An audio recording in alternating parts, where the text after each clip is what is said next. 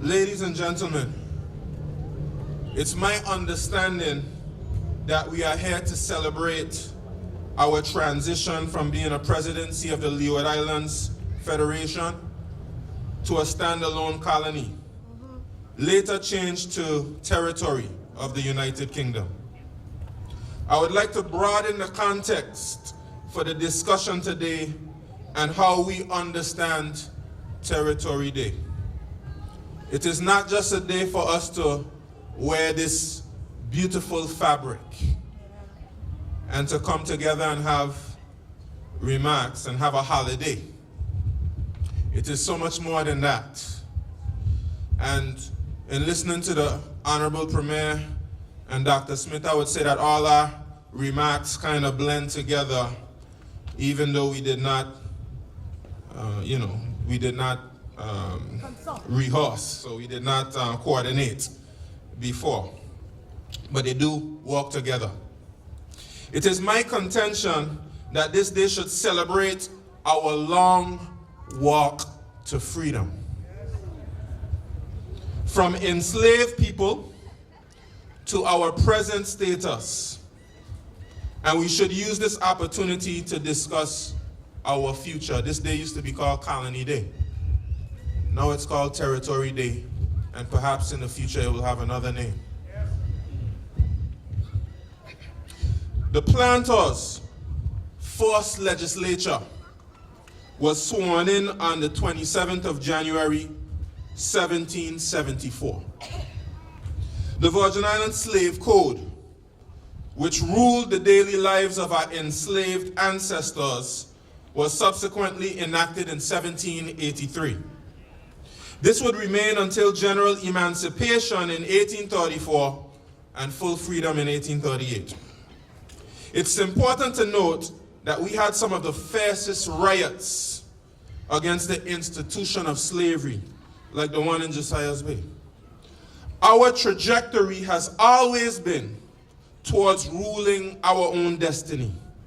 And emancipation, when our status changed from that of property to that of human being, was important in that. Following emancipation, our people fought for civil rights. Interestingly enough, free blacks and coloreds in the Virgin Islands had pursued civil rights as early as 1815.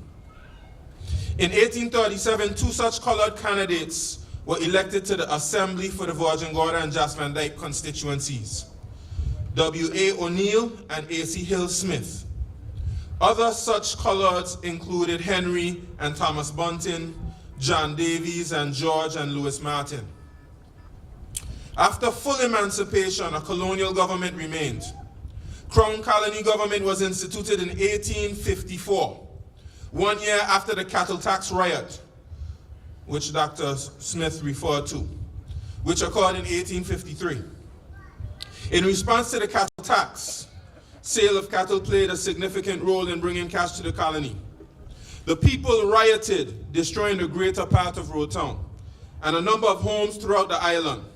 On this occasion, all the members of the legislature and the majority of the white population left. It is worthwhile remembering that the planter legislators had already abandoned the territory after the 1819 hurricane completely destroyed the sugar plantation in the Virgin Islands, never to return. After the 1853 riot, 3 of the leaders were sentenced to death and 20 persons imprisoned. This road to where we are, this pathway, has blood in the soil. In keeping with Crown Colony government, by 1859, the House of Assembly consisted of 4 elected members and 3 nominated members, presided over by the governor or his deputy. By 1876, the composition of the Executive Council was such: Colonial Secretary, Colonial Treasurer, and President. The Leeward Islands Federation had been restored in 1871, and the local Virgin Islands Council relinquished its constituent powers in 1901 and was abolished by the General Legislature of the Leeward Islands Federation in 1902. Ladies and gentlemen, the power of the commissioner, sometimes known as the administrator or governor, was all-encompassing.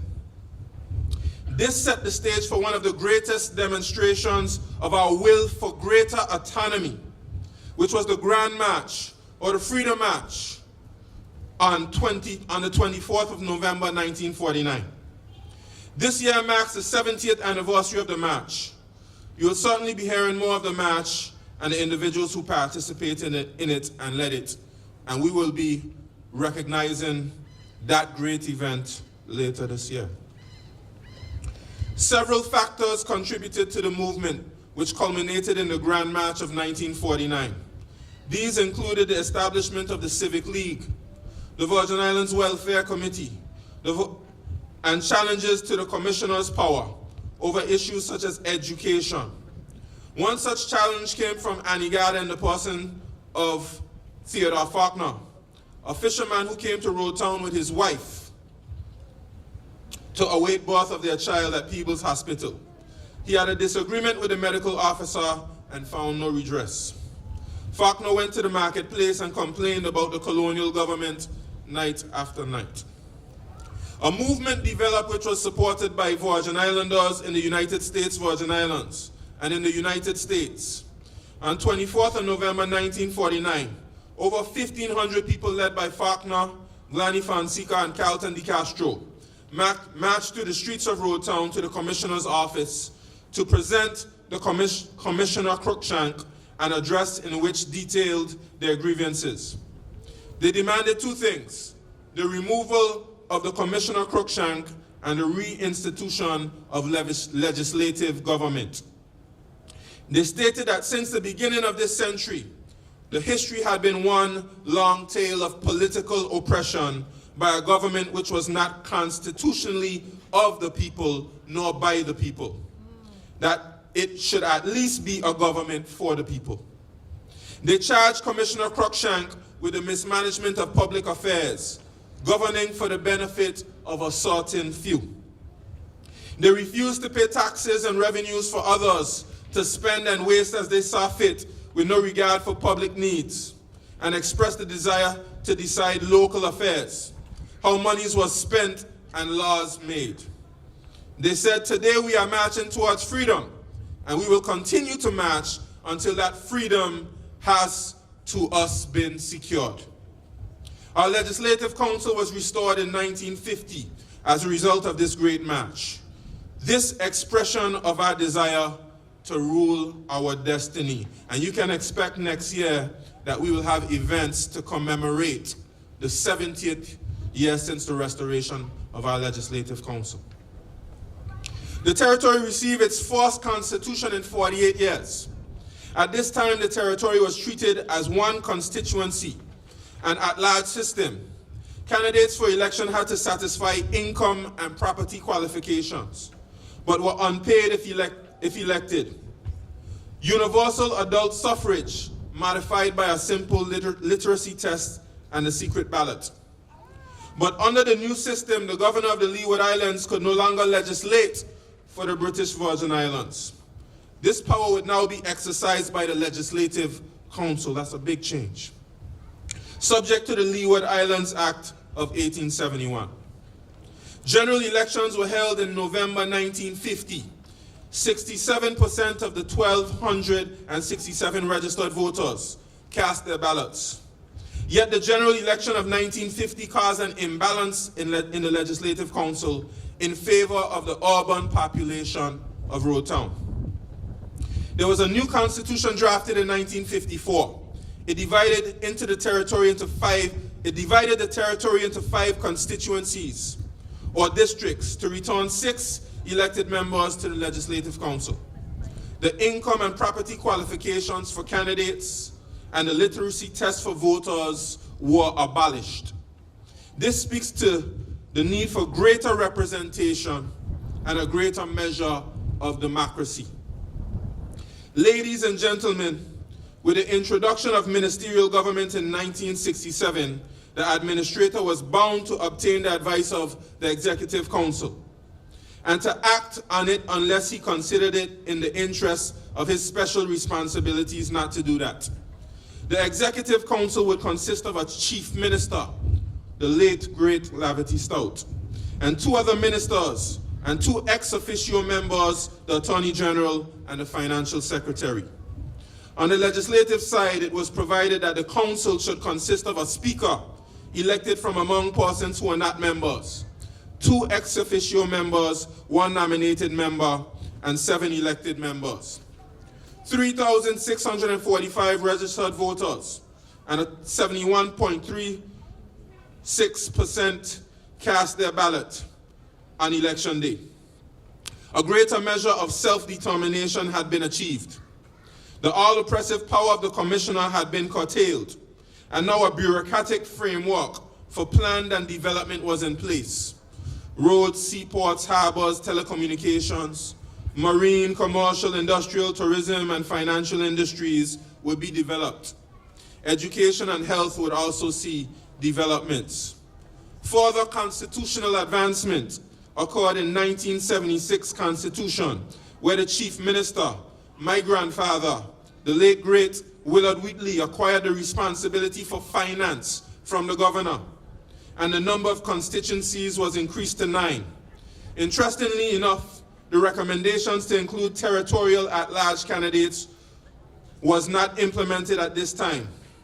These recommendations were to happen based on the 1993 Constitutional Commission's recommendation, increasing the number of members in the Legislative Council to 13, with 9 district members and 4 territorial at-large members. Ladies and gentlemen, I would like to take this opportunity to congratulate our honorees today. John Charles, Brudenell Bruce, Real George, Omar Hodge, Anando Scatliff, Eileen Parsons, and Ethlyn Smith. They are representations of this territory's desire for greater control of our destiny and a leadership which is representative of the diversity of our territory. I would like to pay particular attention to women in politics here in the Virgin Islands. The first woman to run for office was Millicent Mercer in 1971 with the Young Virgin Islands Party. In 1983, Patsy Lake and Eileen Parsons ran for office with the Virgin Islands Party and independently, respectively. In 1986, 3 women ran for office, Malcia Hodge and Patsy Lake for the Virgin Islands Party, and Mrs. Eileen Parsons independently. In 1919, we saw 2 additional women run for office, both independently. They were Medita Wheatley, my mother, and Miss Inez Turnbull. Interestingly enough, it was after the introduction of the territorial at-large seats that 2 of these women politicians saw victory. In 1995, 5 of 6 female candidates ran as territorial at-large candidates. 2 women won. Eileen Parsons gained the most votes of the territorial at-large candidates, and newcomer Ethlyn Smith won District 5. I also make note of the contributions of Real George, who represented the now 9th District and was an advocate for the rights of children born outside of wedlock, among other things. Omar Hodge, the people's man, who among other things was an advocate for those who have come from elsewhere to be a part of the Virgin Islands family. Anando Scatliff, who helped establish a morgue, and Charles Bruce, who was the first and only white man to be elected since the restoration of the Legislative Council, which speaks to the inclusiveness of our politics. That's right. Now, as we reflect on our past, we must carefully consider our present circumstances and chart our course forward. Our present status is not intended to be permanent. The United Nations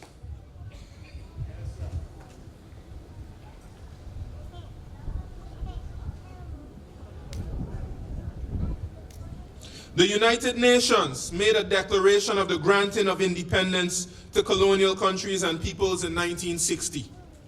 And Article 73 of the United Nations Charter addresses specifically non-governing territories as ours. such as ours. And I'm going to read it. And Article 73 is something that we should all get to know if you don't know it already.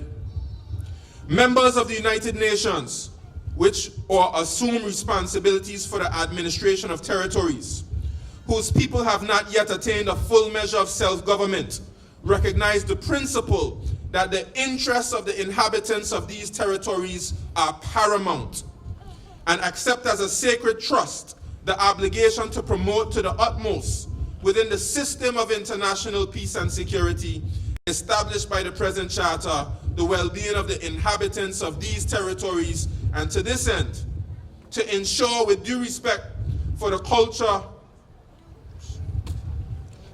of the peoples concerned, their political, economic, social, and educational advancement, their just treatment, and their protection against abuses. To develop self-government, to take due account of the political aspirations of the people, and to assist them in the progressive development of their free political institutions, according to the particular circumstances of each territory and its people and their varying stages of advancement.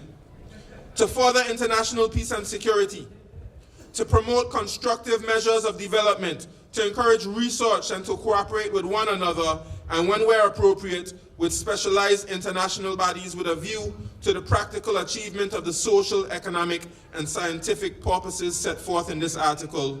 And finally, to transmit regularly to the Secretary General for information purposes,